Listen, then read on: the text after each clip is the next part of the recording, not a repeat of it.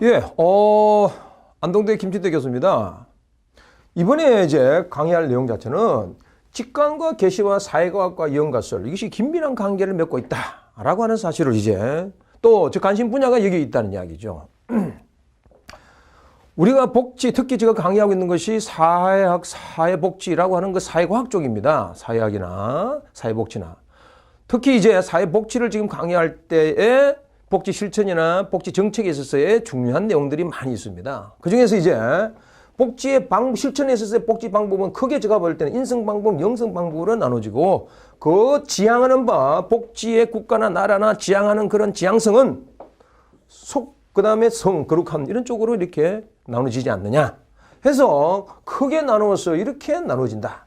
이 안에서는 우리가 일반적인 현실 속에서는 정신분석, 행동, 인본, 다양한 것들 개수할 때나 해석학이나 이런 내용들이 있다. 이렇게 보시고, 종교 해석학이나 종교 현상은 성에 관련된 부분입니다. 영성 방법은 직관적인 방법과 계시 방법이라고 했는데 두 개 다가 영성 방법에 속한다. 이렇게 보고, 요가나 그 다음에 심리치료, 무와 불교의 방법론, 기독교의 성령세나 천년왕국 이 전체가 복지의 그러한 실천 방법과 복지 정책의 방향성을 결정하고 있는 것이 아니냐.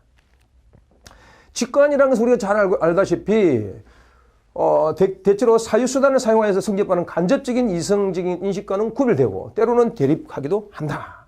판단과 개념을 사용한 절대인 직관은 없지만 비합리인 철학에서는 논쟁이나 매개 사물이 바로 볼 수 있다는 이야기죠.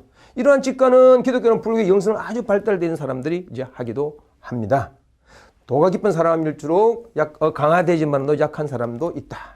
이런 불교 직관은 현상계를 떠나서 더 발달하여서 속세를 떠나서 이야기하여서 성철 스님이나 정다운 스님 같은 이런 분들의 이야기는 계속적으로 세속적인 것을 끊게 되어지면 인간 본질의 그러한 사고를 가지고 직관력이 뛰어나와서 문제를 볼 수 있다. 이렇게 불교의 방법에서는 이야기하는 것이죠. 문제는 불교의 더 도달한 방법을 가진 것은 경대 그 사회학 박사 과정에 있어서 공부하면서 현상학이라는 것 자체가 나와요. 버거라든지 피터 버거라든지 또 슈츠라든지 이런 사람들 생활 세계를 가지고 이야기하는 그 현상학이 나오는 겁니다. 그래서 현상을 그때 잘 몰라서 경북대 그 철학과에 신호원 교수가 현상을 강의한다 해서 강의를 들었습니다. 강의를 내들어줬는데 도무지 내가 알 수가 없어요. 보주국사 진우를 이야기하고 불교의 방법론을 이야기하고 이것하고 도대체 현상은 무슨 관계 있느냐? 나중에 알고 보니까 심리학의 현상과 불교 현상은 연결되어 있지만은 또 근원적인 것을 다루는 것이 불교의 종교 현상학이다. 그런 것을 이제 알게 되고 더 심리 현상보다는 더 본질적인 것을 추구하고 있다. 우리가 이야기하는 타임아웃이라든지 일반적으로 에포케라든지 그런 것들은 거의 다가 불교의 방법론에서 왔다. 이렇게 보시면 되고 연결되어 있다. 이렇게 보시면 되겠습니다. 현상학기 지평에서 규정한 선을 최경호 씨 같은 사람이 무하지경까지도 선을 추구함까지 나갔는데 이런 사람은 불교 방법론으로 현상학을 바라보았다라고 하는 자들입니다. 후슬 같은 사람은 이제 구조적인 것까지만 이제 가 있고 그걸 뛰어넘을 사람들이 이제 불교의 선을 하는 사람들이다. 현상학은 간단히 말해서 의식과 대상의 상호작용, 대상이 있는데 우리 의식 자체를 따라서 이 의식 자체를 순수하게 만들어야 된다.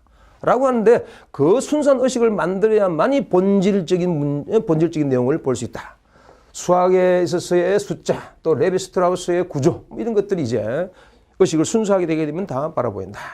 그걸 하여서 현상학이라는 것은 복지에서 현실 기반 이론 이런 내용들이 이제 현상학과 관련되어 있다는 사실입니다.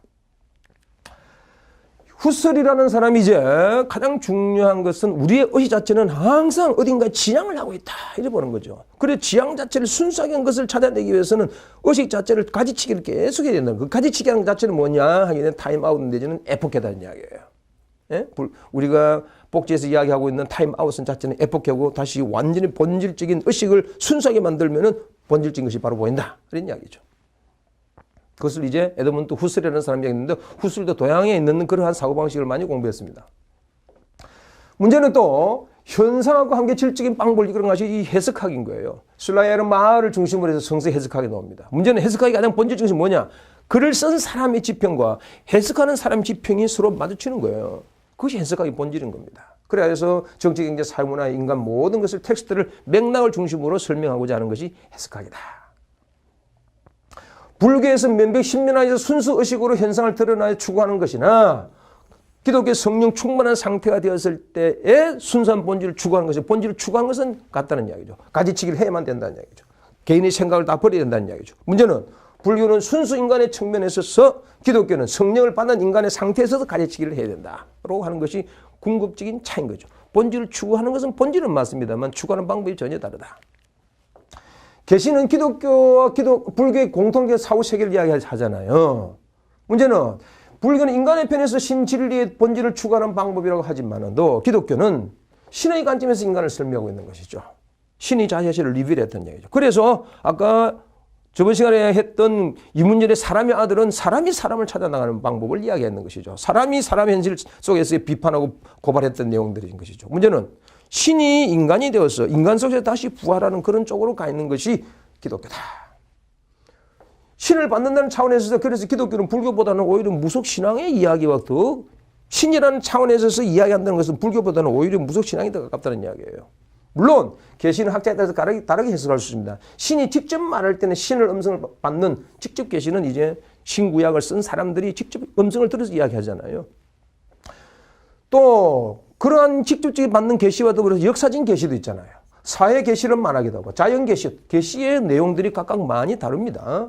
요한계시록 셋째 나팔이 나오는 하나님의 그 계시 자체는 뭡니까? 전쟁 같은 사회적이고 역사적이고 자연적인 그런 현상 자체를 드러내고자 하는 것이죠. 음성을 들은 하나님으로부터 계시를 받은 것과 환상을 보는 그것이 자체가 그것을 머무르는 것이 아니라 역사적이고 사회적이고 자연적 현상으로 드러난다는 이야기죠. 그래서 요한이 직접 들었다는 측면은 직접 계시고 인이나 나팔이나 대접이나 이러한 것들이 역사적인 순서로 보아서 역사 계시고 정치, 경제, 사회, 문화 모든 다양한 자연적 현상을 당시대에 말한다는 측면에 있어서 사회적이고 자연적인 계시다는 이야기예요. 문제는 이러한 계시가 유토피아라고 하는 것 자체와 상당히 맞물려 있다는 이야기입니다. 예? 그래서 칼만을 내가 이야기한 거예요. 김춘택은 칼만의 유토피아 친화력을 상당히 가지고 있습니다. 최대 변혁적인 유토피아를 주장하는 칼만과는 달리 이 중요한 것은 칼만은 현실의 변혁 주체로서 유토피아를 본 거예요. 문제는 김춘택이 보고 있는 유토피아는 실제로 하나님 나라가 현실적으로 실현 가능하고 그것이 현실적으로 눈에 보이게 임한다는 이야기예요. 이것이 전혀 칼만과 다른 이야기입니다. 따라서 우리는 지금 현재 다니엘서, 요한계시록, 스가랴 12장의 2절, 3절에 나와 있는 역사의 중심에 우리가 지금 서 있는 겁니다. 칼만의 사고가 맞습니다. 최대 변혁적인 것으로서의 종교운동, 천년왕국운동이 많이 있었던 건 사실이에요. 문제는 그것이 역사 속의 역사적인 이야기만 하는 것이 아니라 실제의 기독교에서 제가 첫 시간에 이야기했습니다. 구름이 뜨면은 예수님이 재림하는 것보다 라고 할 때 실제 예수님이 재림한다는 이야기예요. 저는 그게 믿어지는 거예요. 다른 사람 안 믿는 사람 많이 있겠죠. 믿어지는데 어떻게 하겠어요? 저는 그것이 어렸을 때부터 그게 믿어지는데, 에?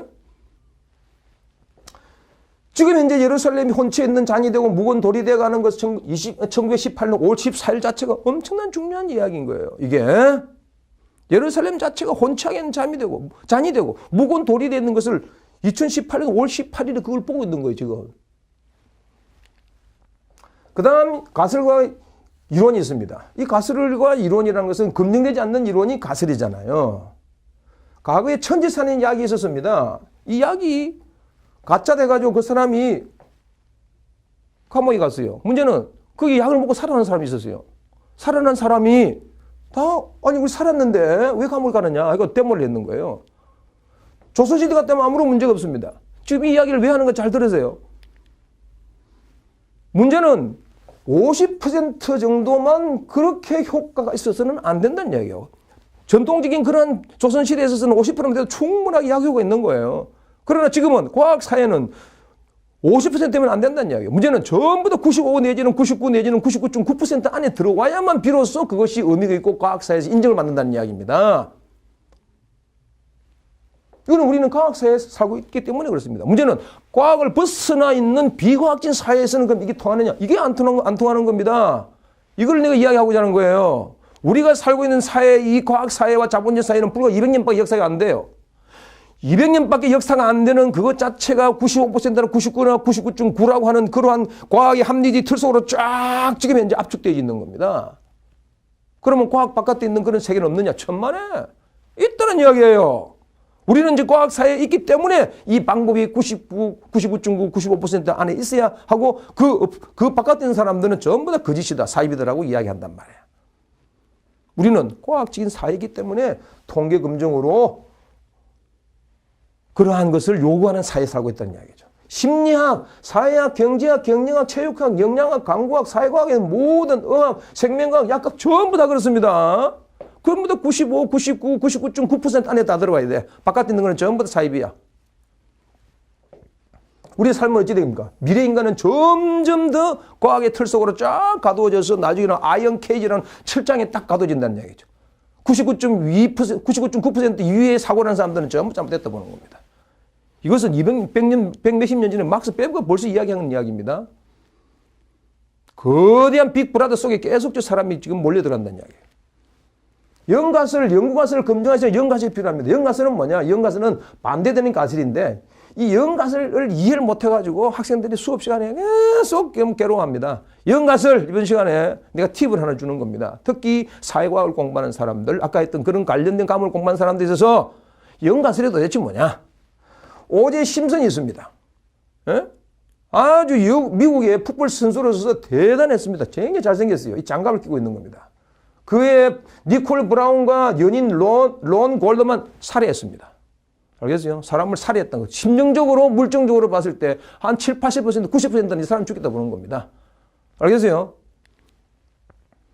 근데 문제는 이 사람이 완전히 풀려나버린 거예요. 어떻게 이게 풀려나더냐? 그 사람이 살해 현장에 쓰던 장갑이 있은 거야. 에? 저기 강의 듣고 있는 학생. 장갑이 있어서 근데 풀려나버렸어. 이게 어떻게 가능한 거야? 재판 과정에 검사가 있습니다. 오제 심슨 아내를 죽였다는 증거로 서서 장갑을 제시한 겁니다. 오제 심슨이 범인이다. 검사가 주장했습니다. 검사가 유죄를 증명하기 위해서는 판사에게 제시한 거예요. 증거랑 일종의 데이터 자료인 겁니다. 불충분하면 어찌 되냐? 검사의 주장은 완전히 무효가 되는 겁니다. 그래서 변호는 무죄를 주장하기 위해서 계속 자료를 수집합니다. 검사, 변호사의 치열한 경쟁이 있습니다. 변호사는 무죄를 증명하기 위해서 계속적으로 모든 자료를 다 총동원할 거예요. 오제 심슨은 돈이 많았기 때문에 그 당시에 최고의 변호사를 이렇게 섭외한 겁니다. 장갑이라는 물적 증거에도 불구하고 오제 심슨은 무죄로 풀려나버린 거예요. 어떻게 가능합니까 이게? 굉장히 중요합니다. 영가설을 이해합니다 지금. 영가설을 지금 강의하고 있는 거예요. 검사는 오제 심슨의 아내를 죽였다는 증거로 살해한 오제 심슨의 장갑을 제시했습니다. 범인이다. 장갑이 오제 심슨 것은 맞다. 이게 중요한 이야기예요. 맞다. 변호사가 생각할 때는 맞는데 내가 볼 때는 그것이 우연하게 떨어졌다는 이야기예요. 장갑 자체가 이 장갑이라 한다면 손수건 자체가 그 살해 현장에 떨어졌는데 그것이 그냥 그래 가다가 어떻게 하다 보니까 코를 이렇게 풀다가 이게 톡 떨어져 버린 거야. 살해 현장에 있었다고 해서 살해에 반드시 사용되어졌느냐? 근데 우연한 것 같다. 검사, 우연하지 않은 것을 좀 증명해봐. 검사가 증명 못한 겁니다. 풀려나버렸어. 굉장히 재밌는 이야기잖아요. 여기서 검사 주장은 뭐냐? 영구가설입니다. 이게 맞나 안 맞나 계속. 그 다음에 변호사의 변론은 영가설입니다. 영가설은 무슨 말이냐? 관련이 없다는 이야기예요. 문제는 관련이 없다를 뒤엎어야만이 비로소 관련이 있게 되는 거야. 따라서 검사의 주장이 증거를 통해서 제대로 입증되지 않을 때의 검사의 주장, 장갑과 살인관계, 인과관계는 없다. 무효가 되어버린 거예요. 우리 무효가 되어 풀려나버린 겁니다. 보세요. 칼 장갑은 영구가설이죠. 관계가 없다 영가설입니다. 영가설을 뒤엎어야 없는 것이 아니다 해서 관계가 있는 것입니다. 그런데 이걸 왜 이렇게 하느냐? 연구의 정확성을 높이기 위해서 그런 겁니다. 있다 하면 있게 된 거죠. 그러나 그 안에 있어서 틈이 있다는 이야기죠. 문제는 없다는 것이 아니다 하면은 모든 부정적인 그러한 인과관계가 다 없어지면서 실제로 인과관계가 형성된다는 이야기죠. 따라서 오류를 줄이기 위해서 하는 겁니다. 오케이? 이해됩니까? Got it? 오케이. 인과관계를 명백하게 해서 혹시 실제 모르는 우연한 관계조차 배제하면은 비로소 인과관계가 명백하게 되는 거예요. 이것이 영가설을 이해하는데 핵심적인 내용이고 또 영가설과 관련해서 오제 심슨의 예가 상당히 중요한 예 중에 하나다. 그 우연한 관계조차도 실제 일어날 수 있는 관계를 구간을 이해하는데 장갑이 살인에 사용되지 않는 영역, 즉 범죄가 발생한 영역에 있어야만 가능하다. 그것이 이제 우리는 probability 자체가 0.001, 0.01, 0.05 이하에 있는 상태. 다시 말해서 99.9, 95 이 다 더하면 1이 돼야 돼. 이게 다 이 더하면 1이 돼야 된단 말이에요. 정규 분포 곡선에 있어서의 이게 전부 다 면적을 더하면 1이 돼. 100% 1이 돼야 되잖아요. 그래서 가능성을 실제로 인정할 수 있는 영역이 된다. 이러한 것들은 통계학자들이 약속한 영역인 겁니다. 과학자들이 약속한 영역이라는 이야기죠. 오케이?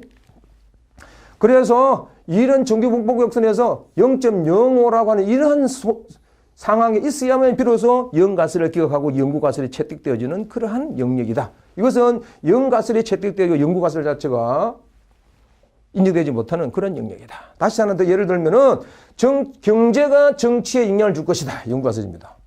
실제 그럴 수도 있죠. 안 그럴 수도 있죠. 영가설은 영향 주지 않는다.